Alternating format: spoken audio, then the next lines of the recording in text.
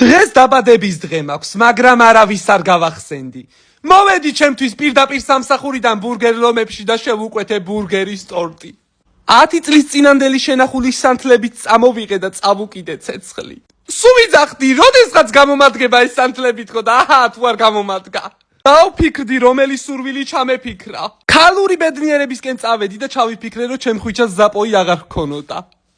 ჩემთვის ვიჯექი წყდარაც და მირეკავს ხვიჩა და ისევ ზაპოი აქვს, ყალყნო ესე ამიხდეს ყველაფერი. მარა ისევ გამახსენდა, რომ დღეს ჩემი დაბადების დღეა და არავის არ მოვაშლევინებ ნერვებს.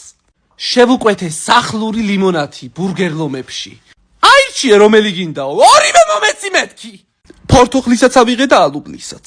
იმიტომ რომ მე ყველაფერს ვიმსახურებ. დავიწყე ნელ-ნელად ხელთხელი ნაჭრებით დაჭრა ამ ტორტის. ნამდვილი ტორტი რო იყოს ვიტყოდი ბისკვიტი კარგათაა დანამული მეთქი, მარა ბურგერის ტორტია და ნეტა ისოდეთ როგორი სველია ნამდვილ ტორტს აჯობს დანამვაში.